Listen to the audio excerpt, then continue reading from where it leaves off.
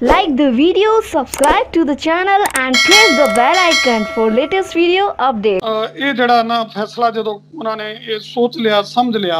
ਉਸ ਤੋਂ ਬਾਅਦ ਜਦੋਂ ਉਹਨਾਂ ਨੇ ਇੱਕ ਕਮੇਟੀ ਬਣਾਉਣ ਦਾ ਵਿਚਾਰ ਹੀ ਬਣਾ ਲਿਆ ਪੂਰਾ, ਔਰ ਕਿ ਇਸ ਗੱਲ ਨੂੰ ਕਿ ਉਹਨਾਂ ਕਾਨੂੰਨਾਂ ਨੂੰ ਰੱਦ ਕਰਨਾ ਜਾਂ ਗਵਰਨਮੈਂਟ ਦੇ ਉੱਪਰ ਕੋਈ ਡਾਇਰੈਕਸ਼ਨ ਦੇਣੀ ਕਿ ਯੂ ਇਮੀਡੀਏਟਲੀ ਜਾਂ ਇਹਨੂੰ ਦੁਬਾਰਾ ਰੀਕਨਸੀਡਰ ਕਰੋ, ਔਰ ਇਹਨਾਂ ਕਿਸਾਨਾਂ ਦੇ ਨਾਲ ਜਿਹੜੀਆਂ ਤੁਹਾਡੀਆਂ ਇੰਨੀਆਂ ਰਾਉਂਡ ਆਫ ਟਾਕਸ ਚੱਲ ਰਹੀਆਂ ਉਹਨਾਂ ਨੂੰ ਸਰਕਾਰ ਜਿਹੜੀ ਆ ਉਹ ਤੁਰੰਤ ਹੱਲ ਕਰੇ। ਇਹ ਦੇਣ ਦੀ ਬਜਾਏ ਉਹਨਾਂ ਨੇ ਹੋੜ ਤੇ ਪਾ ਕੇ ਤੇ ਇੱਕ ਕਮੇਟੀ ਦਾ ਗਠਨ ਹੀ ਕਰ ਦਿੱਤਾ। ਤੇ ਫਿਰ ਇਹਨਾਂ ਨੂੰ ਜਦੋਂ ਇਸ ਗੱਲ ਦਾ ਪਰਸੋਂ ਹੀ ਸਮਝ ਲੱਗ ਗਈ ਕਿ ਗਵਰਨਮੈਂਟ ਜਿਹੜੀ ਸੁਪਰੀਮ ਕੋਰਟ ਆ ਉਹ ਉਹਨਾਂ ਨੇ ਇਹ ਕਮੇਟੀ ਜਿਹੜੀ ਉਹ ਬਣਾਣੀ ਹੈ, ਤੇ ਫਿਰ ਇਹਨਾਂ ਦਾ ਜਾਣ ਦਾ ਉੱਥੇ ਕੋਈ ਗੱਲ ਨਹੀਂ ਸੀ, ਔਰ ਨਾ ਇਹਨਾਂ ਨੂੰ ਜਾਣਾ ਜਿਹੜਾ ਮੈਂ ਬਿਲਕੁਲ ਉਚਿਤ ਸਮਝਦਾ ਕਿ ਨਹੀਂ ਗਏ ਤਾਂ ਇਹ ਚੰਗਾ ਹੋ ਗਿਆ। ਦਰਸ਼ਕੋ, ਕਿਸਾਨੀ ਸੰਘਰਸ਼ ਬਾਰੇ ਤੁਹਾਨੂੰ ਪਤਾ ਹੈ ਸੁਪਰੀਮ ਕੋਰਟ ਦੀ ਫਾਈਨਲ ਹੀਅਰਿੰਗ ਦੌਰਾਨ ਸੁਪਰੀਮ ਕੋਰਟ ਨੇ ਇਹ ਤਾਂ ਲਾਈ ਹੈਗੀ ਹੈ ਇਹਨਾਂ ਕਾਨੂੰਨਾਂ ਤੇ, ਨਾਲ ਜਿਹੜੀ 4 ਮੈਂਬਰੀ ਕਮੇਟੀ ਆ ਉਹਦੇ ਤੇ ਕਿਸਾਨਾਂ ਦਾ ਕਿੰਤੂ ਪ੍ਰੰਤੂ ਜਾਂ ਜਿਹੜੇ ਹੋਰ ਐਕਸਪਰਟਸ ਆ ਉਹ ਚਾਰੋਂ ਹੀ ਮੈਂਬਰ ਹੈਗੇ ਆ। ਜਿਹੜੇ ਪੰਜਾਬ ਦੇ ਵੀ ਇੱਕ ਮੈਂਬਰ ਆ ਭੁਪਿੰਦਰ ਸਿੰਘ ਮਾਨ XMP ਬਟਾਲੇ ਤੋਂ, ਸਾਰੇ ਪ੍ਰੋ ਬਿੱਲ ਦੇ ਮਤਲਬ ਸਰਕਾਰ ਦੇ ਆਪਣੇ ਸੁਪਰੀਮ ਕੋਰਟ ਰਾਹੀਂ ਐਵੇਂ ਲੱਗਦਾ ਕਹਿ ਕੇ ਮੈਂਬਰ ਲਏ ਹੈਗੇ ਆ। ਤੋ ਕਿਸਾਨਾਂ ਨੇ ਉਹਨਾਂ ਨੇ ਕਿਹਾ ਵੀ ਅਸੀਂ ਇਹਨਾਂ ਨਾਲ ਬਿਲਕੁਲ ਵੀ ਕਮੇਟੀ ਨੂੰ ਰੈਕੋਗਨਾਈਜ਼ ਨਹੀਂ ਕਰਦੇ। ਇਹ ਸਾਰਾ ਪੂਰਾ ਘਟਨਾਕ੍ਰਮ ਕੀ ਹੈਗਾ, ਇਹਦਾ ਕਿਸਾਨੀ ਸਟਰਗਲ ਤੇ ਕੀ ਦਾ ਇੰਪੈਕਟ ਪਏਗਾ। ਸਾਡੇ ਨਾਲ ਆਨਲਾਈਨ ਕਪੂਰਥਲਾ ਤੋਂ ਜੁੜੇ ਨੇ ਸਰਦਾਰ ਨਿਰਮਲਜੀਤ ਸਿੰਘ ਚਤਰਥ ਜੀ, ਜੋ ਕਿ ਰਿਟਾਇਰਡ ਡਿਪਟੀ ਜਨਰਲ ਮੈਨੇਜਰ ਨੇ ਪੰਜਾਬ ਐਂਡ ਸਿੰਧ ਬੈਂਕ ਦੇ, ਤੇ ਵੈਸੇ ਵੀ ਬਹੁਤ ਵੱਡੇ ਆਰਥਿਕ ਮਾਹਰ ਨੇ, ਬਹੁਤ ਸਾਰੀਆਂ ਰਾਜਨੀਤਿਕ, ਧਾਰਮਿਕ ਤੇ ਸਮਾਜਿਕ ਜਥੇਬੰਦੀਆਂ ਨਾਲ ਜੁੜੇ ਹੈਗੇ। ਚਤਰਥ ਜੀ, ਸਾਡੇ ਪ੍ਰੋਗਰਾਮ ਵਿੱਚ ਬਹੁਤ ਬਹੁਤ ਸਵਾਗਤ ਹੈਗਾ। ਭਾਰਤ ਸਾਹਿਬ, ਆਪਕਾ ਧੰਨਵਾਦ ਜੀ। ਹਾਂਜੀ, ਥੈਂਕ ਯੂ। ਇਹ ਜਿਹੜੀ ਕੱਲ ਦੀ ਪ੍ਰੋਸੀਡਿੰਗ ਹੋਈ, ਖਾਸ ਤੌਰ ਤੇ ਜਿਹੜੇ ਕਮੇਟੀ ਮੈਂਬਰ ਅਪਾਇੰਟ ਕੀਤੇ ਹੈਗੇ ਆ, ਉਹਦੇ ਬਾਰੇ ਕੀ ਕਹਿਣਾ ਚਾਹੁੰਦੇ, ਜਾਂ ਕੱਲ ਦੀਆਂ ਸੁਪਰੀਮ ਕੋਰਟ ਦੀ ਪ੍ਰੋਸੀਡਿੰਗ ਬਾਰੇ ਕੀ ਵਿਚਾਰ ਹੈਗੇ ਤੁਹਾਡੇ? ਭਾਰਤ ਸਾਹਿਬ, ਸਭ ਤੋਂ ਪਹਿਲੇ ਤਾਂ ਮੈਂ ਅੱਜ ਲੋਹੜੀ ਦਾ ਦਿਨ ਹੈ ਔਰ ਉਹਦੀਆਂ ਤੁਹਾਨੂੰ ਔਰ ਆਪਣੇ ਪੰਜਾਬ ਗ੍ਰੈਂਡ ਟੀਵੀ ਦੇ ਸਾਰੇ ਦਰਸ਼ਕਾਂ ਨੂੰ ਮੁਬਾਰਕਬਾਦ ਦਿੰਦਾ। ਬਹੁਤ ਬਹੁਤ ਥੈਂਕ ਯੂ। ਹੁਣ ਜਿੱਥੋਂ ਤੱਕ ਕੱਲ ਦੇ ਸੁਪਰੀਮ ਕੋਰਟ ਦੇ ਜਿਹੜੀ ਸਾਡੀ ਸਭ ਤੋਂ ਉੱਚੀ ਅਦਾਲਤ ਹੈ ਉਹਦੇ ਫੈਸਲੇ ਦਾ ਮਸਲਾ ਹੈ, ਸੁਪਰੀਮ ਕੋਰਟ ਨੇ ਪਰਸੋਂ ਜਦੋਂ 3 ਜੱਜਾਂ ਦੀ ਬੈਂਚ ਜਿਹੜੇ ਕਿ ਹੈਡ ਕਰ ਰਹੇ ਸੀ ਸਾਡੇ chief justice of India S A Bobde ਸਾਹਿਬ, ਔਰ ਉਹਨਾਂ ਦੇ ਨਾਲ ਜਸਟਿਸ ਬੋਪਾਨਾ ਜੀ ਸਨ ਤੇ ਜਸਟਿਸ ਰਾਮਾ ਸੁਬਰਾਮਾਨੀਅਮ ਸਨ ਜੀ, ਉਹਨਾਂ ਨੇ ਹਰ ਪਹਿਲੂ ਨੂੰ ਜਿਹੜੀ ਪਰਸੋਂ ਹੀਅਰਿੰਗ ਹੋਈ ਆ ਉਹਦੇ ਵਿੱਚ ਸੁਣਿਆ। ਹਾਂਜੀ, ਔਰ ਉਹਨਾਂ ਦੇ ਜਿਹੜੇ ਆ ਇਹਨਾਂ ਕਾਨੂੰਨਾਂ ਬਾਰੇ ਜਿਹੜੇ 4 ਫਾਰਮ ਲਾਜ਼ ਜਿਹੜੇ ਗਵਰਨਮੈਂਟ ਆਫ ਇੰਡੀਆ ਨੇ ਇਨੈਕਟ ਕੀਤੇ ਆ ਉਹਨਾਂ ਦੇ ਉੱਪਰ ਉਹਨਾਂ ਦੇ ਬੜੇ ਤਿੱਖੇ ਤੇਵਰ ਸੀ, ਔਰ ਉਹਨਾਂ ਨੇ ਪਰਸੋਂ ਤਾਂ ਗਵਰਨਮੈਂਟ ਦੀ ਪੂਰੀ ਰੇਲ ਬਣਾਈ ਹੋਈ ਸੀ ਕਿ ਤੁਸੀਂ ਐਨੀ ਦੇਰ ਤੋਂ ਜਿਹੜੀ ਫਾਰਮਰ ਦੀ ਐਜੀਟੇਸ਼ਨ ਚੱਲ ਰਹੀ ਹੈ ਉਹਦੇ ਵੱਲ ਕਿਉਂ ਨਹੀਂ ਉਸ ਮਸਲੇ ਨੂੰ ਤੁਸੀਂ ਹੱਲ ਕਰ ਸਕੇ। ਤਕਰੀਬਨ 8 ਜਿਹੜੇ ਰਾਉਂਡ ਆਫ ਟਾਕਸ ਹੋ ਚੁੱਕੇ ਆ, ਕਿਹੜੀ ਮਿਸ ਅੰਡਰਸਟੈਂਡਿੰਗ ਆ ਜਿਹੜੀ ਦੂਰ ਨਹੀਂ ਕਰ ਸਕੀ ਗਵਰਨਮੈਂਟ, ਔਰ ਉਹ ਤੇ ਸਾਰੀਆਂ ਗੱਲਾਂ ਨੂੰ ਬੜੇ ਧਿਆਨ ਨਾਲ ਸੁਣਿਆ। ਔਰ ਕੱਲ ਜਿਹੜਾ ਜਦੋਂ ਗਵਰਨਮੈਂਟ ਜਿਹੜਾ ਕੱਲ ਦਿਨ ਸੀਗਾ ਜਿਸ ਵੇਲੇ ਕਿ ਸੁਪਰੀਮ ਕੋਰਟ ਨੇ ਆਪਣਾ ਜਿਹੜਾ ਡਿਸੀਜਨ ਦੇਣਾ ਸੀਗਾ, ਉਸ ਡਿਸੀਜਨ ਦੇ ਵਿੱਚ ਇੱਕ ਤਾਂ ਸੁਪਰੀਮ ਕੋਰਟ ਨੇ ਅੱਛਾ ਕੰਮ ਕੀਤਾ ਹੈ ਕਿ ਜਿਹੜਾ ਇਹਨਾਂ 3 ਫਾਰਮ ਲਾਜ਼ ਨੂੰ ਜਿਨ੍ਹਾਂ ਦੇ ਅਗੇਂਸਟ ਤਕਰੀਬਨ ਪਿਛਲੇ 49 ਦਿਨਾਂ ਤੋਂ ਐਜੀਟੇਸ਼ਨ ਚੱਲ ਰਹੀ ਹੈ ਦਿੱਲੀ ਦੇ ਬਾਰਡਰਾਂ ਤੇ, ਔਰ ਉਹਦੇ ਉੱਤੇ ਰੋਕ ਲਾਤੀ ਫਿਲਹਾਲ। ਔਰ ਇੱਕ ਉਹਨਾਂ ਦੇ ਨਾਲ ਹੀ ਸੁਪਰੀਮ ਕੋਰਟ ਨੇ 4 ਮੈਂਬਰੀ ਕਮੇਟੀ ਬਣਾਤੀ ਜਿਹਦੇ ਉੱਤੇ ਫਾਰਮ ਯੂਨੀਅਨ ਵੀ ਔਰ ਹੋਰ ਵੀ ਜਿਹੜੇ ਆਰਥਿਕ ਮਾਰ ਜਾਂ ਜਿਹੜੇ ਇਸ ਮਸਲੇ ਨੂੰ ਜਿਸ ਤਰ੍ਹਾਂ ਲੈ ਰਹੇ ਨੇ ਉਹਦੇ ਉੱਤੇ ਉਹ ਜਿਹੜੀ 4 ਕਮੇਟੀ ਉੱਤੇ ਕਿੰਤੂ ਪਰੰਤੂ ਹੋ ਰਹੇ ਹਨ। ਉਹ ਇੱਕ ਨਿਸ਼ਚਿਤ ਹੈ ਕਿਉਂਕਿ ਸੁਪਰੀਮ ਕੋਰਟ ਆਫ ਇੰਡੀਆ ਤੋਂ ਉੱਪਰ ਤੋਂ ਕੋਈ ਸੰਸਥਾ ਨਹੀਂ ਹੈ ਔਰ ਉਹਦੇ ਤੋਂ ਸਭ ਨੂੰ ਬਹੁਤ ਵੱਡੀਆਂ ਉਮੀਦਾਂ ਨੇ ਔਰ ਸਾਰਿਆਂ ਨੂੰ ਇਹ ਨਜ਼ਰ ਆਉਂਦਾ ਸੀ ਕਿ ਸੁਪਰੀਮ ਕੋਰਟ ਜੋ ਫੈਸਲਾ ਦੇਗੀ ਉਹ ਬਿਲਕੁਲ ਇੱਕ ਬੈਲੈਂਸਡ ਫੈਸਲਾ ਹੋਏਗਾ ਔਰ ਸੁਪਰੀਮ ਕੋਰਟ ਦਾ ਜਿਹੜਾ ਫੈਸਲਾ ਹੋਏਗਾ ਉਹ ਉੱਤੇ ਕਿਉਂਕਿ ਕੋਈ ਜ਼ਿਆਦਾ ਕਿੰਤੂ ਪੰਤੂ ਕੀਤਾ ਨਹੀਂ ਜਾ ਸਕਦਾ ਪਰ ਜਿਸ ਤਰ੍ਹਾਂ ਹੁਣ ਕੱਲ ਦੇ ਫੈਸਲੇ ਤੇ ਇਸ ਤਰ੍ਹਾਂ ਦੀਆਂ ਜਿਹੜੀਆਂ ਕਿੰਤੂ ਪਰੰਤੂ ਹੋ ਰਿਹਾ ਜਾਂ ਇਸ ਤਰ੍ਹਾਂ ਦੀਆਂ ਜਿਹੜੀਆਂ ਰਿਜ਼ਰਵੇਸ਼ਨ ਹੋ ਰਹੀਆਂ ਉਹ ਕੁਝ ਅੱਛੀਆਂ ਨਹੀਂ ਆ ਕਿਉਂਕਿ ਉਹਨੂੰ ਉਸ ਫੈਸਲੇ ਨੂੰ ਸੁਪਰੀਮ ਕੋਰਟ ਦੇ ਨੂੰ ਵੀ ਬੜੇ ਹੋਰ ਤਰੀਕੇ ਨਾਲ ਇਸ ਵੇਲੇ ਲਿਆ ਜਾ ਰਿਹਾ ਹੈ ਕਿ ਉਹਦੇ ਵਿੱਚ ਉਹ ਜਿਹੜਾ ਜੋ ਕਿ ਇਸ ਮਸਲੇ ਨੂੰ ਸੁਪਰੀਮ ਕੋਰਟ ਨੂੰ ਉਹਦੀ ਕਨਸਟੀਟਿਊਸ਼ਨਲਿਟੀ ਨੂੰ ਦੇਖਣਾ ਚਾਹੀਦਾ ਸੀ ਸ਼ਾਇਦ ਉਸ ਪੱਖ ਤੇ ਕੋਈ ਵੀ ਟਿੱਪਣੀ ਸੁਪਰੀਮ ਕੋਰਟ ਵੱਲੋਂ ਨਹੀਂ ਹੋਈ ਔਰ ਇਸ ਸੰਦਰਭ ਦੇ ਵਿੱਚ ਜ਼ਰੂਰ ਅਸ਼ੰਕਾ ਜਿਹੜੀਆਂ ਪੈਦਾ ਹੋਈਆਂ। ਹਾਂਜੀ, ਇਵੇਂ ਲੱਗਦਾ ਹੈਗਾ ਜਿਵੇਂ ਰਾਤੋਂ ਰਾਤ ਸੁਪਰੀਮ ਕੋਰਟ ਨੂੰ ਕਿਸੇ ਤਰੀਕੇ ਨਾਲ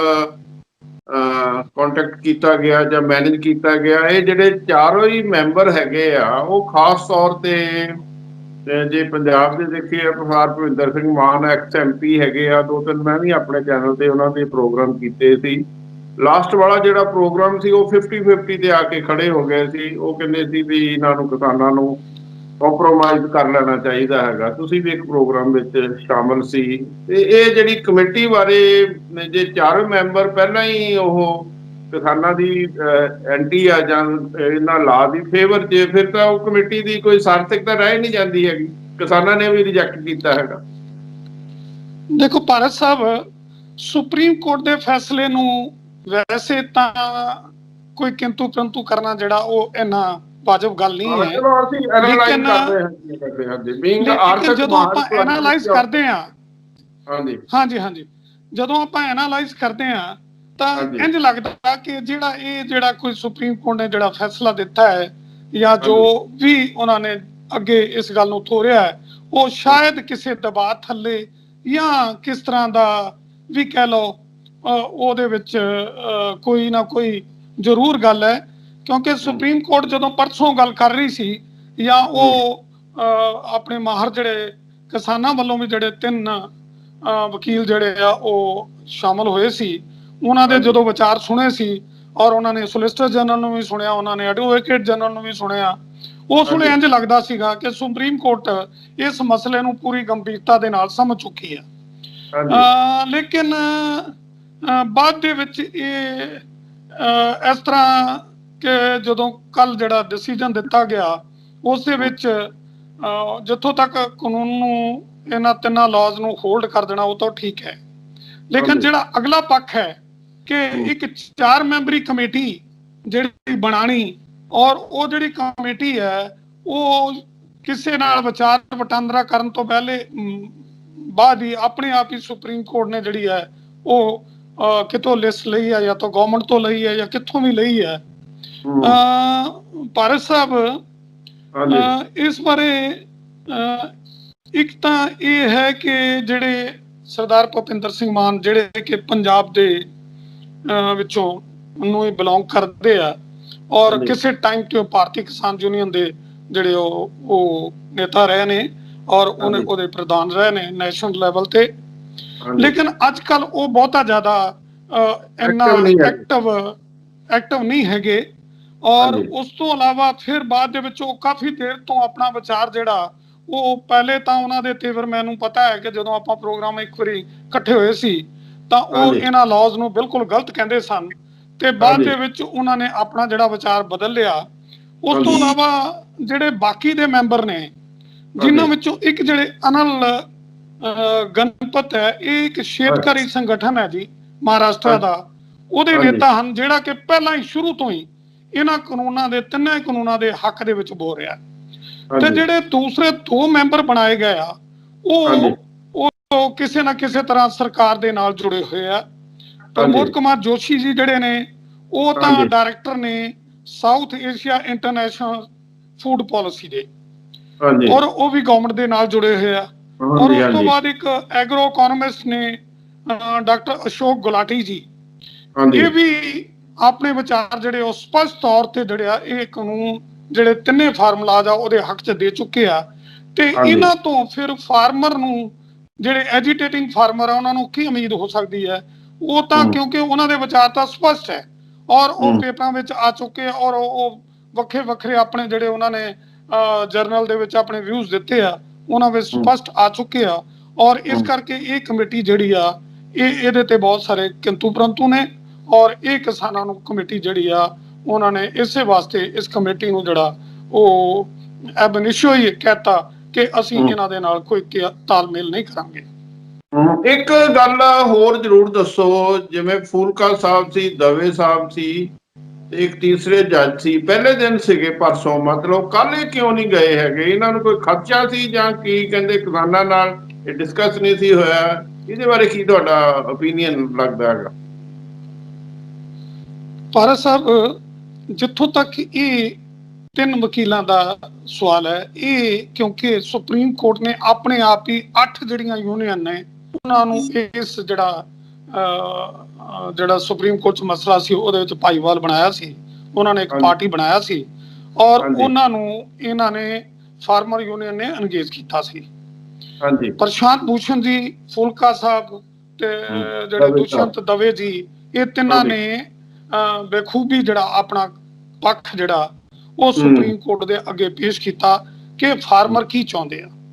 ਫਾਰਮਰ ਜਿਹੜੇ ਆ ਉਹ ਇਹ ਤਿੰਨਾਂ ਲਾਜ਼ ਨੂੰ ਬੜਾ ਪੂਰੀ ਤਰ੍ਹਾਂ ਪੜ੍ਹ ਚੁੱਕੇ ਨੇ, ਸਮਝ ਚੁੱਕੇ ਨੇ ਔਰ ਉਹ ਇਸ ਨਤੀਜੇ ਤੇ ਪਹੁੰਚੇ ਕਿ ਇਹ ਜਿਹੜੇ ਲਾਜ਼ ਨੇ ਇਹ ਉਹਨਾਂ ਦੇ ਹੱਕ ਦੇ ਨਹੀਂ ਹੈ, ਉਹ ਉਹਨਾਂ ਦੀ ਜਿਹੜੀ ਆ ਉਹਨਾਂ ਦੀ ਸਹੀ ਜਿਹੜੀ ਕਿਸਾਨੀ ਨੂੰ ਜਿਹੜੀ ਦਿਸ਼ਾ ਜਿਹੜੀ ਦੇਣੀ ਹੈ ਜਾਂ ਜਿਸ ਤਰ੍ਹਾਂ ਉਹਨਾਂ ਦੇ ਵਿੱਚ ਬਹੁਤ ਸਾਰੇ ਹੱਕ ਜਿਹੜੇ ਆ ਉਹਨਾਂ ਦੇ ਉਹ ਇਹ ਕਾਨੂੰਨ ਜਿਹੜੇ ਮਾਰ ਰਹੇ ਆ। ਔਰ ਉਸ ਵੇਲੇ ਉਹਨਾਂ ਨੇ ਬਿਲਕੁਲ ਸੁਪਰੀਮ ਕੋਰਟ ਨੂੰ ਇੱਕ ਕਿਸਮ ਨਾਲ ਕਨਵਿੰਸ ਕਰ ਦਿੱਤਾ ਔਰ ਚੀਫ ਜਸਟਿਸ ਆਫ ਇੰਡੀਆ ਇਹ ਕਹਿੰਦੇ ਸੁਣੇ ਬਾਰ-ਬਾਰ ਕਿ ਮੈਂ ਅੱਜ ਅਖਬਾਰ ਦੇ ਵਿੱਚ ਵੀ ਪੜ੍ਹ ਰਿਹਾ ਸੀ, ਟ੍ਰਿਬਿਊਨ ਦੇ ਵਿੱਚ ਉਹਨਾਂ ਦਾ ਇੱਕ ਸਟੇਟਮੈਂਟ ਹੈ ਜਿਹੜਾ ਉਹਨਾਂ ਦਾ ਬਿਲਕੁਲ ਐਗਜ਼ੈਕਟਲੀ ਉਹੀ ਜਿਹੜਾ ਉਹਨਾਂ ਨੇ ਰਿਕਾਰਡ ਕੀਤੀ ਔਰ ਜਜਮੈਂਟ ਦੇ ਵਿੱਚ ਉਹ ਟ੍ਰਿਬਿਊਨ ਨੇ ਵੀ ਉਹਨੂੰ ਰਿਕਾਰਡ ਕੀਤਾ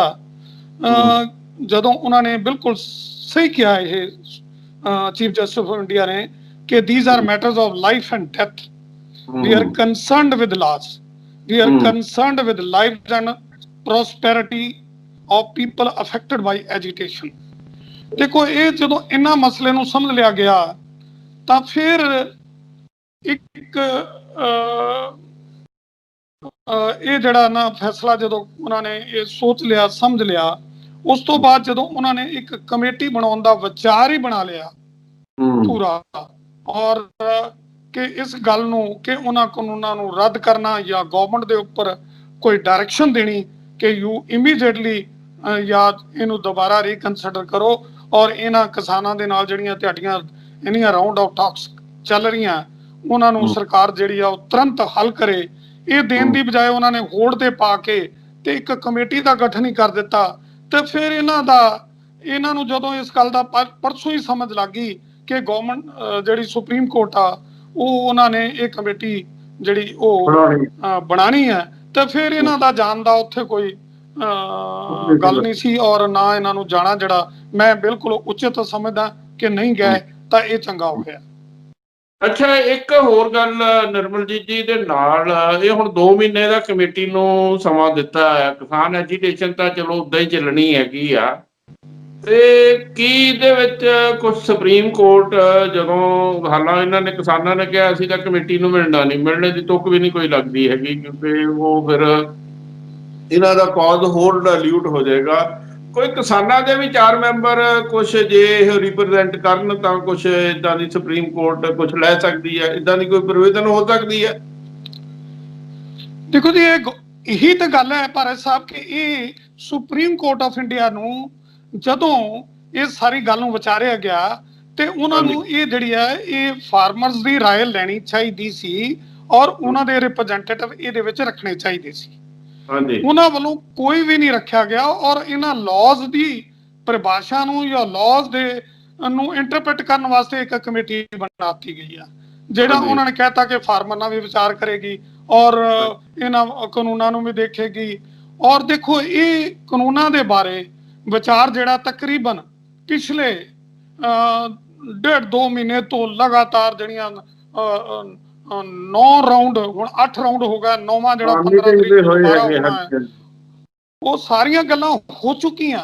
ਤੇ ਫਿਰ ਹੁਣ ਇਹ ਕਿਹੜੀ ਅੰਡਰਸਟੈਂਡ ਕਰਨ ਵਾਲੀ ਗੱਲ ਰਹਿ ਗਈ ਹੈ ਜਿਹੜੀ ਕਿ ਇਹਨਾਂ ਨੇ ਰਿਪਰੈਜ਼ੈਂਟ ਕਰਨੀ ਹੈ। ਤੇ ਦੂਜੇ ਇਹ ਜਿਹੜੇ 3-4 ਜਿਹੜੇ ਅਸੀਂ ਪੈਨਲ ਦੇ ਮੈਂਬਰ ਬਣਾਏ ਆ, ਇਹਨਾਂ ਨੂੰ ਤਾਂ ਕਿਸਾਨ ਆਊਟਰਾਈਟਲੀ ਇਸੇ ਕਰਕੇ ਰਿਜੈਕਟ ਕਰ ਰਹੇ ਆ ਜਿਹੜੀਆਂ ਕਿਸਾਨ ਜੁੜੀਆਂ ਨਾ, ਕਿਉਂਕਿ ਇਹ ਜਿਹੜੇ ਬੰਦੇ ਆ, ਇਹ ਚਾਰੇ ਪੈਨਲਿਸਟ ਜਿਹੜੇ ਆ ਆਪਣੇ ਆਪਣੇ ਵਿਚਾਰ ਜਿਹੜੇ ਆ ਉਹ ਬਿਲਕੁਲ ਆਲਰੇਡੀ ਪਬਲਿਕ ਕਰ ਚੁੱਕੇ ਆ, ਔਰ ਉਹ ਕਹਿ ਚੁੱਕੇ ਨੇ ਕਿ ਇਹ ਬਿਲਕੁਲ ਚਾਰੇ ਫਾਰਮੂਲਾ ਜਿਹੜੇ ਆ ਉਹ ਜਿਹੜੇ ਆ ਕਿਸਾਨਾਂ ਦੇ ਹੱਕ ਦੇ ਵਿੱਚ ਹੈ ਨੇ। ਲੇਕਿਨ ਜਿਹੜੇ ਕਿਸਾਨ ਜਿਹੜੇ ਆ ਉਹ ਇਹਨਾਂ ਨੂੰ ਨਹੀਂ ਮੰਨ ਰਹੇ, ਤਾਂ ਕਿਵੇਂ ਵਿਚਾਰ ਕਰਨਗੇ ਕਿਸਾਨ ਇਹਨਾਂ ਦੇ ਨਾਲ? ਉਹ ਇਹ ਪੋਸੀਬਲ ਨਹੀਂ ਹੈ ਕਿ ਉਹ ਕਿਸੇ ਤਰੀਕੇ ਨਾਲ ਵੀ ਉਹ ਆਪਣੀ ਰੈਪਿਡ ਜਿਹੜੀ ਆ ਕਿਸਾਨਾਂ ਦੇ ਨਾਲ ਬਣਾ ਸਕਣ। ਜਿਹੜੇ ਐਜੀਟੇਟਿੰਗ ਜਿਹੜੀਆਂ ਯੂਨੀਅਨ ਆ, ਉਹ ਤਾਂ 41 ਯੂਨੀਅਨ ਜਿਹੜੀਆਂ ਉਹ ਤਾਂ ਦਿੱਲੀ ਬੈਠੀਆਂ ਜੀ, ਤੇ 400 ਤੋਂ ਜ਼ਿਆਦਾ ਯੂਨੀਅਨ ਜਿਹੜੀਆਂ ਕਿਸਾਨਾਂ ਦੀਆਂ, ਉਹ ਵੀ ਇਸ ਗੱਲ ਦੇ ਨਾਲ ਉਹਨਾਂ ਦੇ ਨਾਲ ਸਹਿਮਤ ਆ ਕਿ ਇਹ ਕਾਨੂੰਨ ਸਾਡੇ ਫਾਇਦੇ ਦੇ ਨਹੀਂ ਹੈ, ਇਹ ਸਾਡਾ ਕਿਸਾਨੀ ਦਾ ਘਾਣ ਕਰ ਰਿਹਾ ਹੈ, ਇਹ ਫਾਰਮਿੰਗ ਨੂੰ ਬਿਲਕੁਲ ਉਹਨਾਂ ਦੇ ਜਿਵੇਂ ਉਹ ਡੈਥ ਵਾਰੰਟ ਕਹਿ ਰਹੇ ਨੇ ਕਿ ਉਸ ਤਰ੍ਹਾਂ ਹੈ। ਤੇ ਫਿਰ ਅਸੀਂ ਇਸ ਕਮੇਟੀ ਦਾ ਜੇ ਕੋਈ ਰਿਕਮੈਂਡੇਸ਼ਨ ਹੈ ਤੇ ਉਹ ਸੁਪਰੀਮ ਕੋਰਟ ਜਾਂਦੀ ਹੈ ਤੇ ਉਹ ਆਂਦੀ ਹੈ, ਤੇ ਉਹ ਕਿਸਾਨਾਂ ਵਾਸਤੇ ਕਿਵੇਂ ਫਾਇਦੇਮੰਦ ਹੋ ਸਕਦੀ ਹੈ? ਉਹ ਕੋਈ ਗੱਲ ਲੱਗਦੀ ਨਹੀਂ ਹੈ ਜਾਂ ਕੋਈ ਜੱਜਦੀ ਨਹੀਂ। ਇਹਦਾ ਨਰਮਲ ਜੀ ਕੀ ਰਿਪਰਕਸ਼ਨ ਕੀ ਹੋ ਸਕਦੇ? ਮੰਨ ਲਓ ਹੁਣ ਇਹਨਾਂ ਕਿਸਾਨ ਲੀਡਰਾਂ ਦੀ ਕੱਲ ਦੀ ਪ੍ਰੈਸ ਕਾਨਫਰੰਸ ਸੀ, ਉਹਨਾਂ ਨੇ ਕਿਹਾ ਵੀ ਅਸੀਂ ਤਾਂ ਇਹਨਾਂ ਨਾਲ ਬਿਲਕੁਲ ਵੀ ਮਤਲਬ ਅਸੀਂ ਇਹਨਾਂ ਨੂੰ ਕੋਈ ਗੱਲਬਾਤ ਨਹੀਂ ਕਰਨੀ ਹੈਗੀ। ਇਹ ਫਿਰ ਹੁਣ 26 ਜਨਵਰੀ ਵੀ ਆ ਰਹੀ ਹੈਗੀ ਆ, ਇਹਦੇ ਵਿੱਚ ਇਹਨਾਂ ਨੇ ਟਰੈਕਟਰ ਰੈਲੀ ਕੱਢਣ ਦਾ ਇਰਾਦਾ ਬਣਾਇਆ ਹੈਗਾ। ਕਿਸਾਨ ਲੀਡਰਾਂ ਨੇ ਪੂਰੇ ਮੋਬਿਲਾਈਜ਼ ਕਰ ਰਹੇ ਹੈਗੇ ਪੂਰੇ ਪੰਜਾਬ ਤੋਂ ਜਾਂ ਪੂਰੇ ਨਾਰਥਰਨ ਇੰਡੀਆ ਤੋਂ ਜਿੰਨੇ ਵੀ ਕਿਸਾਨ ਵੱਧ ਤੋਂ ਵੱਧ ਆ ਸਕਣ। ਇਹਦਾ ਮਤਲਬ ਇਹ ਸਰਕਾਰ ਤੇ ਕਿਸਾਨਾਂ ਵਿੱਚ ਟਕਰਾਅ ਵਧੇਗਾ। ਇਹਦਾ ਮਤਲਬ ਕੀ ਹੱਲ ਕੀ ਕਿੱਧਰ ਨੂੰ ਜਾ ਸਕਦੀ ਹੈ ਐਜੀਟੇਸ਼ਨ? ਦੇਖੋ ਭਾਰਤ ਸਾਹਿਬ, ਇਹ ਵਾਕਈ ਵਿਚਾਰਨ ਵਾਲੀ ਗੱਲ ਹੈ ਕਿ 26 ਜਨਵਰੀ ਨੂੰ ਕਿਸਾਨਾਂ ਨੇ ਤਾਂ ਕਾਲ ਕਰ ਦਿੱਤੀ ਹੈ ਕਿ ਅਸੀਂ ਟਰੈਕਟਰ ਰੈਲੀ ਜਿਹੜੀ ਉਹ ਕਰਾਂਗੇ, ਔਰ ਅਸੀਂ ਜਿਹੜਾ ਗਣਤੰਤਰ ਦਿਵਸ ਹੈ 26 ਜਨਵਰੀ ਆ, ਉਹਨੂੰ ਐਜ ਏ ਪ੍ਰੋਟੈਸਟ ਜਿਹੜਾ ਨਾ ਉਹ ਕਿਸਾਨਾਂ ਦਾ ਜਿਹੜਾ ਉਹ ਮਨਾਵਾਂਗੇ। ਔਰ ਦੂਜੇ ਪਾਸੇ ਜਿਹੜੀ ਆ ਗਵਰਨਮੈਂਟ ਆਫ ਇੰਡੀਆ ਜਿਹੜੀ ਆ ਉਹਨਾਂ ਨੇ, ਮੈਂ ਅੱਜ ਹੀ ਕੋਈ ਪੜ੍ਹਿਆ ਸੀ ਕਿ ਅੱਜ ਹੀ ਉਹਨਾਂ ਨੇ ਇੱਕ ਜਿਹੜੀ ਆ ਪੁਲਿਸ ਜਿਹੜੀ ਦਿੱਲੀ ਪੁਲਿਸ ਹੈ ਉਹਦੇ ਵੱਲੋਂ ਇੱਕ ਸੁਪਰੀਮ ਕੋਰਟ ਦੇ ਵਿੱਚ ਹੋਰ ਜਾਚਕਾ ਗਈ ਹੈ ਕਿ ਇਸ ਰੈਲੀ ਨੂੰ ਜਿਹੜਾ ਉਹ ਰੋਕਿਆ ਜਾਵੇ, ਜਦ ਕਿ ਸੁਪਰੀਮ ਕੋਰਟ ਜਿਹੜੀ ਆਲਰੇਡੀ ਕਹਿ ਚੁੱਕੀ ਹੈ ਕਿ ਜੇ ਉਹ ਪੀਸਫੁਲ ਮਾਰਚ ਕਰਦੇ ਆ ਤਾਂ ਉਹਨਾਂ ਨੂੰ ਹਰ ਇੱਕ ਨੂੰ ਡੈਮੋਕ੍ਰੇਸੀ ਦੇ ਵਿੱਚ ਰਾਈਟ ਹੈ। ਹੁਣ ਦੇਖੋ ਸਵਾਲ ਹੈਗਾ ਕਿ ਡੂ ਆ ਡਾਈ ਦਾ ਦੋਨੋਂ ਪਾਸਿਆਂ ਨੂੰ। ਗਵਰਨਮੈਂਟ ਜਿਹੜੀ ਹੈ ਉਹਨੂੰ ਵੱਡੀ ਫਰੋਖਦਿਲੀ ਜਿਹੜੀ ਆ ਉਹ ਦਿਖਾਣੀ ਚਾਹੀਦੀ ਆ, ਔਰ ਹਰ ਤਰ੍ਹਾਂ ਦਾ ਟਕਰਾਅ ਜਿਹੜਾ ਉਹਨੂੰ ਅਵੋਇਡ ਕਰਨਾ ਚਾਹੀਦਾ ਹੈ। ਜਿਹੜੇ ਫਾਰਮਰ ਆ ਉਹ ਬੜੀ ਦੇਰ ਤੋਂ ਸ਼ਾਂਤਮਈ ਚੱਲਣ ਡਿਆ, ਪੂਰੇ ਤਰੀਕੇ ਨਾਲ ਉਹਨਾਂ ਨੇ ਆਪਣੇ ਵਿਚਾਰ ਵੀ ਰੱਖਿਆ, ਗਵਰਨਮੈਂਟ ਦੇ ਮੂਹਰੇ ਹਰ ਗੱਲ ਨੂੰ ਉਹਨਾਂ ਨੇ ਤਰਲੇ ਮਾਰੇ ਆ, ਪੂਰੇ ਤਰੀਕੇ ਨਾਲ ਉਹਨਾਂ ਨੇ ਆਪਣੇ ਆਪ ਨੂੰ ਰਿਪਰੈਜ਼ੈਂਟ ਵੀ ਕੀਤਾ, ਔਰ ਗਵਰਨਮੈਂਟ ਦੇ ਅੱਗੇ ਅਰਜ਼ੋਈ ਵੀ ਕੀਤੀ ਆ ਕਿ ਸਾਡਾ ਇੱਕੋ ਹੀ ਇੱਕ ਅਪੀਲ ਹੈ ਕਿ ਇਹਨਾਂ ਨੂੰ ਹੱਥ ਜੋੜ ਕੇ ਕਿਸੇ ਨਾ ਕਿਸੇ ਇਹਨਾਂ ਜਿਹੜੇ ਕਾਨੂੰਨ ਆ ਉਹਨਾਂ ਨੂੰ ਰਿਪੀਲ ਕਰ ਦਿਓ।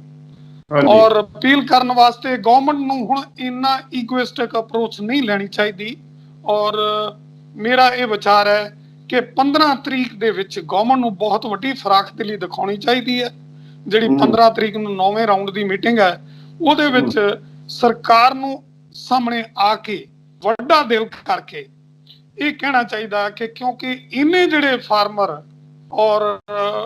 ਜਿਹੜੇ ਪ੍ਰੋਟੈਸਟ ਕਰ ਰਹੇ ਲੱਖਾਂ ਦੀ ਤਾਦਾਦ ਦੇ ਵਿੱਚ, ਔਰ ਇਹੋ ਜਿਹਾ ਠੰਡੇ ਮੌਸਮ ਦੇ ਵਿੱਚ ਕੋਈ ਹਿਊਮੈਨਿਟੇਰੀਅਨ ਗਰਾਊਂਡ ਵੀ ਹੁੰਦੀਆਂ ਜਿਹਦੇ ਵਿੱਚ ਹੋਰ ਸਰਕਾਰ ਨਹੀਂ ਦੇਖੇਗੀ ਤਾਂ ਹੋਰ ਕੌਣ ਦੇਖੇਗਾ। ਔਰ ਸਰਕਾਰ ਨੂੰ ਤੁਰੰਤ ਜਿਹੜੇ ਆ ਇਹ ਪਾਰਲੀਮੈਂਟ ਨੂੰ ਬੁਲਾ ਕੇ ਕਿਸਾਨਾਂ ਨੂੰ ਇਹ ਆਸ਼ਵਾਸਨ ਦੇਣਾ ਚਾਹੀਦਾ ਹੈ, ਔਰ ਉਹਨਾਂ ਨੂੰ ਇਹ ਯਕੀਨ ਕਰਾਉਣਾ ਚਾਹੀਦਾ ਕਿ ਇਹਨਾਂ ਜਿਹੜਾ ਲਾਜ਼ ਨੂੰ ਰਿਪੀਲ ਕਰ ਦੇਣਾ ਜਿਹੜਾ ਉਹ ਮੇਰਾ ਖਿਆਲ ਆ ਕਿ ਉਹ ਬਹੁਤ ਵਧੀਆ ਵਿਕਲਪ ਹੋਏਗਾ, ਔਰ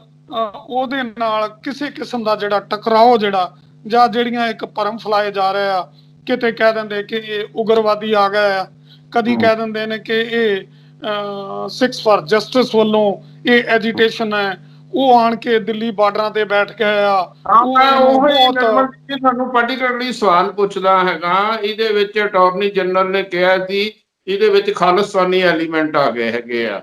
ਤੇ ਸੁਪਰੀਮ ਕੋਰਟ ਨੇ ਕਿਹਾ ਕਿ ਵੀ ਤੁਸੀਂ ਐਫੀਡੈਵਿਟ ਫਾਈਲ ਕਰੋ। ਸਰਕਾਰ ਨੇ ਅਜੇ ਉਹ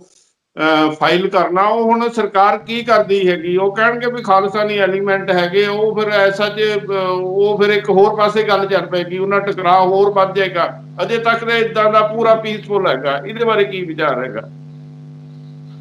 ਦੇਖੋ ਭਾਰਤ ਸਾਹਿਬ, ਇਹ ਬੜੀ ਸੈਂਸਿਟਿਵ ਮੈਟਰ ਹੈ। ਹਰੀਸ਼ ਸਾਲਵੇ ਜਿਹੜੇ ਕਿ ਬਹੁਤ ਵੱਡੇ ਜਿਉਰਿਸਟ ਨੇ, ਉਹਨਾਂ ਨੇ ਇਹ ਸਾਰੇ ਮਸਲੇ ਨੂੰ ਇਧਰ ਨੂੰ ਡਰੈਗ ਕਰ ਲਿਆ। ਸੁਪਰੀਮ ਕੋਰਟ ਦੇ ਨਾਲ ਸਾਹਮਣੇ ਜਦੋਂ ਉਹ ਆਪਣੇ ਵਿਊਜ਼ ਪੇਸ਼ ਕਰ ਰਹੇ ਸੀ, ਉਹਨਾਂ ਨੇ ਇੱਕੋ ਹੀ ਗੱਲ ਕਹਿਤਾ ਜੀ, ਕੱਲ ਨੂੰ ਇਹ ਹੋ ਸਕਦਾ ਤੇ ਇਹ ਕੁਝ ਹੋ ਸਕਦਾ, ਤੇ ਇਸ ਕਰਕੇ ਇਹਨਾਂ ਕਾਨੂੰਨਾਂ ਨੂੰ ਹੋਲਡ ਨਾ ਕਰੋ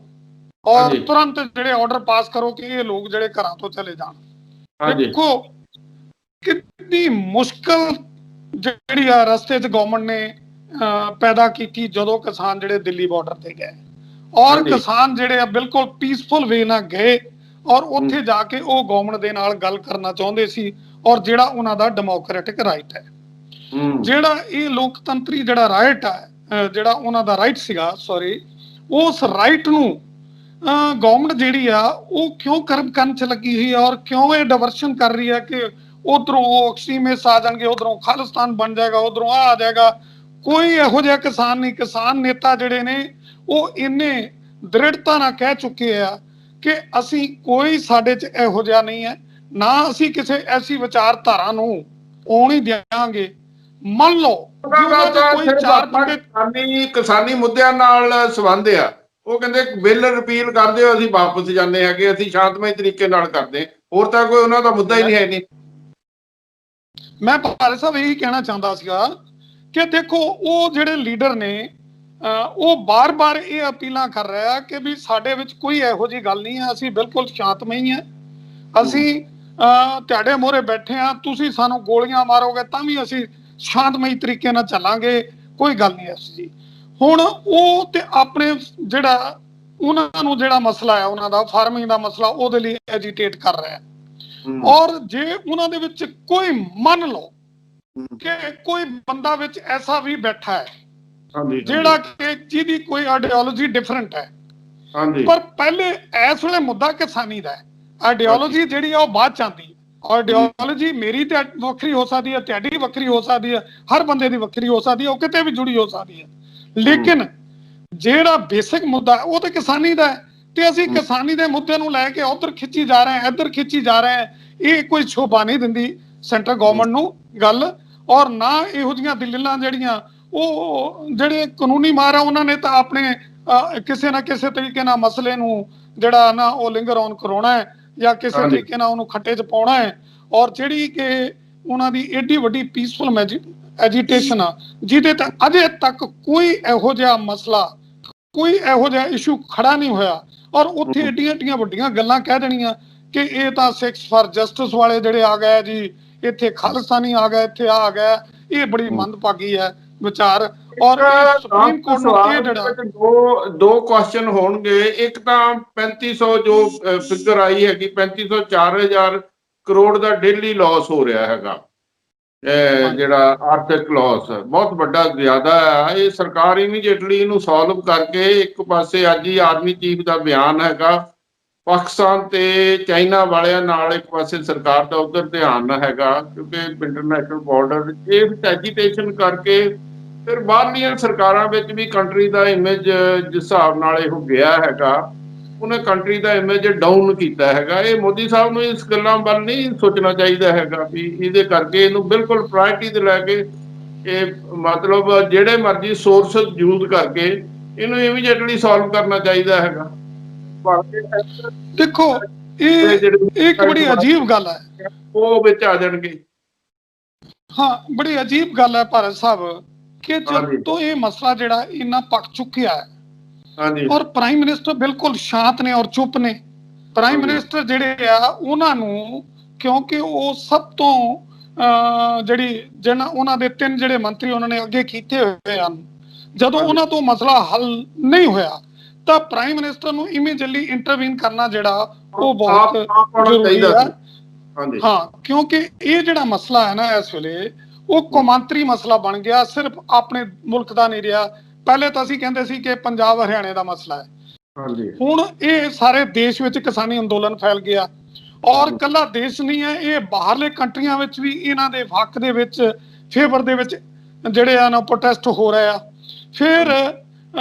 ਚਾਹੇ ਅਸੀਂ ਕੁਝ ਕਾਰਨ ਕਹੀਏ ਕਿ ਯੂਕੇ ਦਾ ਪ੍ਰਾਈਮ ਮਿਨਿਸਟਰ ਇਸ ਕਰਕੇ ਨਹੀਂ ਆਏ, ਉਹ ਚੀਫ ਗੈਸਟ ਸੀ 26 ਜਨਵਰੀ ਦੇ, ਉਹ ਸੀ ਕਾਰਨ ਜੀ, ਉਹ ਜੀ ਕਰੋਨਾ ਹੈ ਜੀ, ਫਲਾਣਾ ਹੈ ਇਹ ਉਹ। ਇੱਕ ਇਹ ਬੜਾ ਕਲੀਅਰ ਹੈ ਕਿ ਉਹਦੇ ਮਗਰ ਇਹ ਇੱਕ ਵੱਡਾ ਕਾਰਨ ਜਿਹੜਾ ਇਹ ਦਿੱਲੀ ਜਿਹੜੀ ਇਸ ਵੇਲੇ ਐਜੀਟੇਸ਼ਨ ਹੋ ਰਹੀ ਹੈ ਜਾਂ ਜਿਹੜੀ ਇਸ ਵੇਲੇ ਗੱਲ ਸਚਾਈ ਹੋ ਸਕਦੀ, ਕਿਉਂਕਿ ਉੱਥੇ ਪੰਜਾਬੀ ਕਮਿਊਨਿਟੀ ਯੂਕੇ 'ਚ ਬਹੁਤ ਜ਼ਿਆਦਾ ਹੈਗਾ, ਉਹਨਾਂ ਦੀਆਂ ਵੋਟਾਂ ਲੈਣੀਆਂ ਹੁੰਦੀਆਂ ਹੈਗੀਆਂ। ਹੁਣ ਮੈਂ ਤਾਂ ਹੈਰਾਨ ਹੋ ਗਿਆ ਸੀ ਕਿ 26 ਜਨਵਰੀ ਨੂੰ ਸਾਡੇ ਕੋਲ ਇੱਕ ਛੋਟਾ ਜਿਹਾ ਮੁਲਕ ਹੈ ਜੀ ਸਾਊਥ ਅਮਰੀਕਾ ਦੇ ਵਿੱਚ, ਜਿਹਦਾ ਉਹਦਾ ਇੱਕ ਰਾਸ਼ਟਰਪਤੀ ਜਿਹੜਾ ਹੈ ਜਿਹਦੀ ਸਾਡੀ 5 ਲੱਖ ਕੋਈ 5.5 ਲੱਖ ਉਹਦੀ ਆਬਾਦੀ ਹੈ ਜੀ ਉਸ ਛੋਟੇ ਜਿਹੇ ਮੁਲਕ ਦੀ, ਤੇ ਸਾਡੇ ਕੋਲ 7-8 ਲੱਖ ਤੇ ਕਿਸਾਨ ਉੱਥੇ ਬੈਠਾ ਹੈ। ਔਰ ਅਸੀਂ ਇਹਨਾਂ ਕਿਸਾਨਾਂ ਨੂੰ ਚੀਫ ਗੈਸਟ ਬੁਲਾ ਲਈਏ ਉੱਥੇ, ਇਹਨਾਂ ਕਿਸਾਨਾਂ ਨੂੰ ਕਹਿ ਦਈਏ ਕਿ ਆਓ ਬਈ ਤੁਸੀਂ ਸਾਡੇ ਆਪਣੇ ਹੋ ਤੇ ਇਸ ਮਸਲੇ ਨੂੰ ਆਪਾਂ ਮਿਲ ਬੈਠ ਕੇ ਹੱਲ ਕਰੀਏ। ਔਰ ਅਸੀਂ ਇੰਨਾ ਵੱਡਾ ਟਕਰਾਓ ਪੈਦਾ ਕਰ ਲਿਆ। ਇਹ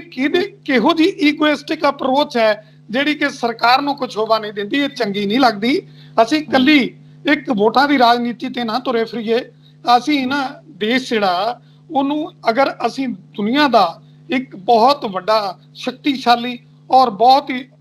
ਇਕਨੋਮਿਕ ਪਾਵਰ ਬਣਾਉਣਾ ਹੈ ਤਾਂ ਇਹਦੇ ਵਾਸਤੇ ਪੀਸ ਜਿਹੜੀ ਆ ਉਹ ਬਹੁਤ ਜ਼ਰੂਰੀ ਹੈ। ਪਹਿਲੇ ਆਪਣੇ ਘਰ ਦੇ ਮਸਲੇ ਹੱਲ ਕਰ ਲਓ, ਉਸ ਤੋਂ ਬਾਅਦ ਹੀ ਆਪਾਂ ਜਿਹੜਾ ਬਾਹਰ ਵੱਲ ਦੇਖ ਸਕਦੇ ਹਾਂ। ਸਾਡਾ ਘਰ ਤੇ ਭਖ ਰਿਹਾ ਤੇ ਅਸੀਂ ਬਾਹਰਲੇ ਮੁਲਕਾਂ ਦੇ ਕਿਸੇ ਚੀਫ ਗੈਸਟ ਨੂੰ ਬੁਲਾ ਕੇ ਜਾਂ ਚੀਫ ਗੈਸਟ ਨੂੰ ਬੁਲਾ ਕੇ ਉੱਥੇ 26 ਜਨਵਰੀ 'ਚ ਕੀ ਦਿਖਾਵਾਂਗੇ, ਮੈਨੂੰ ਤਾਂ ਇਹ ਗੱਲ ਚੰਗੀ ਨਹੀਂ ਲੱਗਦੀ। ਇਸ ਕਰਕੇ ਮੈਂ ਭਾਰਤ ਸਾਹਿਬ ਬੜਾ ਪ੍ਰਤੱਖ ਰੂਪ 'ਚ ਕਹਿਣਾ ਹੈ ਕਿ ਪ੍ਰਾਈਮ ਮਿਨਿਸਟਰ ਜਿਹੜਾ ਹੈ ਉਹ ਉਹਨਾਂ ਨੂੰ as a responsible citizen of India, as a administrator of India must come forward without any ego, without anything in mind। ਔਰ ਇਹਨਾਂ ਫਾਰਮਾਂ ਨੂੰ ਗਲਵੱਕੜੀ 'ਚ ਲੈਣਾ ਚਾਹੀਦਾ। ਔਰ ਕੋਈ ਕਾਰਨ ਨਹੀਂ ਹੈ ਕਿ ਫਾਰਮਰ ਹੈ ਉਹ ਪ੍ਰਾਈਮ ਮਿਨਿਸਟਰ ਦੀ ਗੱਲ ਨੂੰ ਨਹੀਂ ਸੁਣਨਗੇ ਅਗਰ ਉਹ ਗੱਲ ਜਿਹੜੀ ਆ ਸਹੀ ਤਰੀਕੇ ਨਾਲ ਔਰ ਵਾਜਬ ਤਰੀਕੇ ਨਾਲ ਉਹਨਾਂ ਨਾਲ ਕੀਤੀ ਜਾਵੇ। ਅੱਛਾ, ਇੱਕ ਲਾਸਟ ਸਵਾਲ ਛੋਟਾ ਜਿਹਾ, ਜਿਵੇਂ democracy for the people, by the people, for the welfare of the citizens,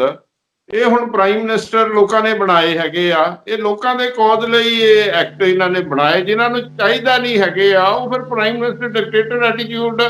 ਡਿਕਟੇਟੋਰੀਅਲ ਕਿਉਂ ਰੱਖਦੇ ਹੈਗੇ? ਉਹਨਾਂ ਨੂੰ ਜੇ ਨਹੀਂ ਚਾਹੀਦੇ ਉਹ ਕਹਿੰਦੇ ਨਹੀਂ ਚਾਹੀਦੇ ਤਾਂ ਆਪਾਂ ਇਹਨਾਂ ਨੂੰ ਕੈਂਸਲ ਕਰ ਦਿੰਦੇ ਹੈਗੇ। ਇਦਾਂ ਨਹੀਂ ਜਾਂਦੇ ਜਾਂਦੇ ਅਪੀਲ ਜ਼ਰੂਰ ਕਰਦੇ ਮੋਦੀ ਸਾਹਿਬ ਨੂੰ। ਦੇਖੋ ਮੈਂ ਇੱਥੇ ਨਾ ਭਾਰਤ ਸਾਹਿਬ ਸੌਰੀ ਪਹਿਲੇ ਮੈਂ ਇੱਕ ਤੁਹਾਡੇ ਪਹਿਲੇ ਸਵਾਲ ਦਾ ਜਵਾਬ ਦੇਣਾ ਹੈ ਕਿ ਨੁਕਸਾਨ ਕਿੰਨਾ ਹੋ ਰਿਹਾ।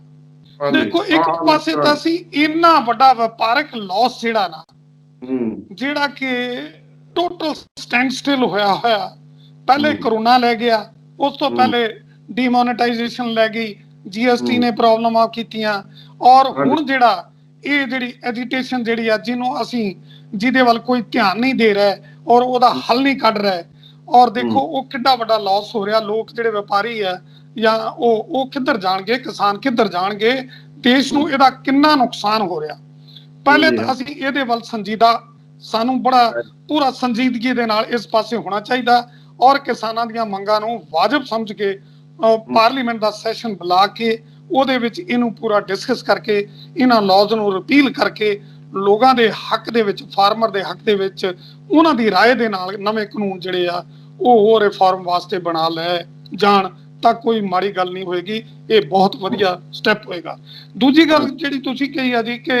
ਅਨਾਰਕੀ ਜਿਹੜੀ ਆ ਜਾਂ ਜਿਸ ਤਰ੍ਹਾਂ ਦਾ ਇੱਕ ਆਟੋਕ੍ਰੈਟਿਕ ਐਟੀਟਿਊਡ ਹੋ ਗਿਆ, ਉਹਦੇ ਬਾਰੇ ਮੈਂ ਇੱਕ ਬੜਾ ਕਹਿਣਾ ਚਾਹਾਂਗਾ ਕਿ ਕਿਉਂਕਿ ਪਹਿਲੇ 2-3 ਜਗ੍ਹਾ ਦੇ ਉੱਤੇ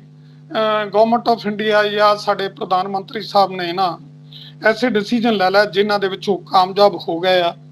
ਔਰ ਉਹ ਡਿਸੀਜਨ ਜਿਹੜੇ ਆ ਉਹ ਕਿਸੇ ਨਾ ਕਿਸੇ ਤਰੀਕੇ ਨਾਲ ਚਾਹੇ ਕਿਸੇ ਦੇ ਹੱਕਾਂ ਨੂੰ ਮਾਰਦੇ ਹੋਣ ਜਾਂ ਕੁਝ ਵੀ ਹੈ, ਉਹ ਡਿਸੀਜਨ ਜਿਹੜੇ ਆ ਉਹ ਹੋ ਗਏ। ਲੇਕਿਨ ਆ ਜਿਹੜਾ ਮਸਲਾ ਹੈ ਉਹਨੂੰ ਉਸ ਸੰਦਰਭ ਦੇ ਵਿੱਚ ਨਹੀਂ ਦੇਖਣਾ ਚਾਹੀਦਾ, ਉਸ ਤਰੀਕੇ ਨਾਲ ਨਹੀਂ ਦੇਖਣਾ ਚਾਹੀਦਾ। ਇਹ ਸਾਰੇ ਹਿੰਦੁਸਤਾਨ ਦਾ ਮਸਲਾ ਹੈ, ਸਾਰੇ ਹਿੰਦੁਸਤਾਨ ਦੇ ਲੋਕਾਂ ਨਾਲ ਸੰਬੰਧਿਤ ਹੈਗਾ, ਮਤਲਬ ਵਨ ਵੇ ਔਰ ਦੀ ਅਦਰ। ਹੁਣ ਦੇਖੋ ਭਾਰਤ ਸਾਹਿਬ ਟਰੰਪ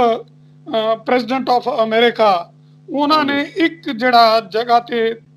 ਲਾਸਟ ਤੋਂ ਕੁਝ ਦਿਨ ਪਹਿਲੇ ਜਿਹੜਾ ਉਹ ਇੱਕ ਇਨਸਾਈਟਿੰਗ ਜਿਹੜੀ ਉਹ ਸਟੇਟਮੈਂਟ ਦੇਤੀ, ਔਰ ਉਹਦੇ ਨਾਲ ਉੱਥੇ ਬਹੁਤ ਜਾਨੀ ਵੀ ਨੁਕਸਾਨ ਹੋ ਗਿਆ ਕੁਝ। ਔਰ ਲੇਕਿਨ ਉਸ ਤੋਂ ਬਾਅਦ ਇਮੀਡੀਏਟਲੀ ਉਹਨਾਂ ਦੇ ਸਪੀਕਰ ਨੇ, ਉਹਨਾਂ ਦੇ ਹਾਊਸ ਆਫ ਰਿਪਰੈਜ਼ੈਂਟੇਟਿਵਸ ਨੇ, ਉਹਨਾਂ ਕਿਹਾ ਕਿ ਅਗਰ ਨਹੀਂ ਤਾਂ ਪ੍ਰਾਈਮ ਮਿਨਿਸਟਰ ਨੂੰ ਅਸੀਂ, ਪ੍ਰੈਜ਼ੀਡੈਂਟ ਆਫ ਅਮਰੀਕਾ ਨੂੰ ਅਸੀਂ ਇੰਪੀਚਮੈਂਟ ਮੋਸ਼ਨ ਲੈ ਕੇ ਆਉਣ ਲਈ ਤਿਆਰ ਹਾਂ, ਅਗਰ ਜਾਂ ਉਹ ਇਸ ਨੂੰ ਇਮੀਡੀਏਟਲੀ ਸਟੈਪ ਡਾਊਨ ਕਰ ਲੈਣ ਜਾਂ ਇਹੋ ਜਿਹੀਆਂ ਸਟੇਟਮੈਂਟਾਂ ਦੇਣ ਤੋਂ ਰੁਕ ਜਾਣ। ਔਰ ਉੱਥੇ ਬਿਲਕੁਲ ਜਿਹੜੀ ਉਹ ਇੱਕਦਮ ਜਿਹੜਾ ਉਹ ਐਕਸ਼ਨ ਲਿਆ ਔਰ ਚੇਂਜ ਆ ਗਈ। ਹੁਣ ਮੇਰੀ ਤੇ ਇੱਕੋ ਇੱਕ ਬੇਨਤੀ ਆ ਮੋਦੀ ਸਾਹਿਬ ਨੂੰ ਕਿ being the head of the state, being honourable prime minister of India, ਜਿਨ੍ਹਾਂ ਨੂੰ ਲੋਕਾਂ ਨੇ ਆਪਣੀਆਂ ਵੋਟਾਂ ਦੇ ਕੇ ਅੱਗੇ ਲਿਆਂਦਾ ਔਰ ਉਹਨਾਂ ਤੋਂ ਬੜੀਆਂ ਉਮੀਦਾਂ ਵੀ ਲਾਈ ਬੈਠੇ ਆ, ਉਹ ਇੱਕ ਫਰਾਖ ਦਿਲੀ ਰੱਖਣ, ਇੱਕ ਖੁੱਲਾ ਦਿਲ ਰੱਖਣ, ਖੁੱਲੇ ਮਨ ਦੇ ਨਾਲ ਕਿਸਾਨਾਂ ਨੂੰ ਗਲਵੱਕੜੀ 'ਚ ਲੈਣ, ਕਿਸਾਨਾਂ ਦੇ ਨਾਲ ਮਿਲ ਬੈਠ ਕੇ ਆਪ ਗੱਲ ਕਰਨ, ਉਹਨਾਂ ਦੀਆਂ ਗੱਲਾਂ ਨੂੰ ਸੁਣਨ। ਔਰ ਮੈਨੂੰ ਪੂਰਾ ਯਕੀਨ ਹੈ ਕਿ ਮੋਦੀ ਸਾਹਿਬ ਜਿਹੜਾ ਇਹਦੇ ਵਿੱਚ ਕਾਮਯਾਬ ਹੋ ਜਾਣਗੇ ਔਰ ਕਿਸਾਨ ਵੀ ਉਹਨਾਂ ਦੀਆਂ ਗੱਲਾਂ ਸੁਣਨਗੇ। ਇੱਕ ਐਵੇਂ ਇੱਕ ਨਾ ਇਹ ਜਿਹੜਾ ਨਾ ਅੜੀਅਲ ਤਰੀਕਾ ਔਰ ਈਗੋਇਸਟਿਕ ਜਿਹੜੀ ਹੈ ਕਿ ਕੋਈ ਇਹਦੇ 'ਚ ਹਾਰ ਜਾਂ ਜਿੱਤ ਦਾ ਮਸਲਾ ਨਹੀਂ ਹੈ ਕਿ ਇਹ ਕਿਸਾਨਾਂ ਦੀ ਜਿੱਤ ਹੋ ਗਈ ਜਾਂ ਮੋਦੀ ਸਾਹਿਬ ਦੀ ਜਿੱਤ ਹੋ ਗਈ ਜਾਂ ਗਵਰਨਮੈਂਟ ਦੀ ਹਾਰ ਹੋ ਗਈ ਜਾਂ ਕਿਸਾਨਾਂ ਦੀ ਹਾਰ ਹੋ ਗਈ। ਇਹੋ ਜਿਹੀਆਂ ਗੱਲਾਂ ਜਿਹੜੀਆਂ ਜਿੱਤ ਹੋ ਜਾਣੀਆਂ, ਕਿਸਾਨਾਂ ਦੀ ਜਿੱਤ ਨਾਲ ਹੀ ਮੋਦੀ ਸਾਹਿਬ ਦੀ ਜਿੱਤ ਹੋਣੀ। ਮੋਦੀ ਸਾਹਿਬ ਦੀ ਤਾਂ ਪਹਿਲੇ ਜਿੱਤ ਹੋਣੀ ਹੈ। ਬਿਲਕੁਲ, ਉਹਨਾਂ ਦੀ ਤਾਂ ਵੱਡੀ ਜਿੱਤ ਹੋ ਗਈ ਜਦੋਂ ਇਹ ਐਜੀਟੇਸ਼ਨ ਪੀਸਫੁਲ ਹੋਇਆ ਤੇ ਪੀਸਫੁਲ ਵੇ ਨਾ ਇਹ ਰਿਟਰੇਸ ਬੈਕ ਹੋ ਜਵੇ ਤੇ ਉਹਨਾਂ ਦੀ ਜਿੱਤ ਹੈ। ਔਰ ਇਹ ਦੁਨੀਆ ਦੇ ਵਿੱਚ ਹਾਈਲਾਈਟ ਕੀਤਾ ਜਾਏਗਾ, ਦੁਨੀਆ ਕਹੇਗੀ ਕਿ ਏਡੇ ਵੱਡੇ ਮਸਲੇ ਨੂੰ ਹਿੰਦੁਸਤਾਨ ਦੇ ਪ੍ਰਧਾਨ ਮੰਤਰੀ ਨੇ ਬੜਾ ਵਿੱਚ ਪੈ ਕੇ ਆਪ ਹੱਲ ਕਰ ਲਿਆ। ਔਰ ਅਗਰ ਉਹ ਇਸ ਰਸਤੇ ਤੇ ਚੱਲਣ ਤਾਂ ਇਹ ਬਹੁਤ ਹੀ ਵੱਡਾ ਹੋਏਗਾ ਔਰ ਇਹ ਸੁਭਾਗਾ ਦਿਨ ਹੋਏਗਾ ਹਿੰਦੁਸਤਾਨ ਵਾਸਤੇ ਜਦੋਂ ਮੋਦੀ ਸਾਹਿਬ ਇਸ ਰਸਤੇ ਤੇ ਚੱਲਣ ਲਈ ਤਿਆਰ ਹੋਣਗੇ। ਚਲੋ ਆਪਾਂ ਆਸ ਕਰਦੇ ਹਾਂ 26 ਜਨਵਰੀ ਤੋਂ ਪਹਿਲਾਂ ਹੋ ਸਕਦਾ ਅਗਲੀ ਮੀਟਿੰਗ ਵਿੱਚ ਇਹ ਮਸਲਾ ਕੁਝ ਡਾਇਲੂਟ ਹੋ ਜਾਵੇ ਤੇ ਆਸ ਕਰਦੇ ਹਾਂ 26 ਜਨਵਰੀ ਤੋਂ ਪਹਿਲਾਂ ਇਹ ਐਮੀਕੇਬਲੀ ਸੌਲਟ ਆਊਟ ਹੋ ਜਾਵੇ ਤਾਂ ਕਿ ਦੋਨੋਂ ਧਿਰਾਂ ਵਿੱਚ ਤਕਰਾਰ ਨਾ ਵਧੇ। ਨਿਰਮਲਜੀਤ ਸਿੰਘ ਚਤਰਥ ਜੀ, ਤੁਸੀਂ ਆਨਲਾਈਨ ਸਾਡੇ ਨਾਲ ਜੁੜੇ, ਬਹੁਤ ਵਧੀਆ ਵਿਚਾਰ ਦੱਸੇ ਹੈਗੇ। ਬਹੁਤ ਬਹੁਤ ਮਿਹਰਬਾਨੀ, ਧੰਨਵਾਦ। Thank you very much sir. Thank you. ਧੰਨਵਾਦ ਭਾਰਤ ਸਾਹਿਬ, ਧੰਨਵਾਦ। Thank you sir.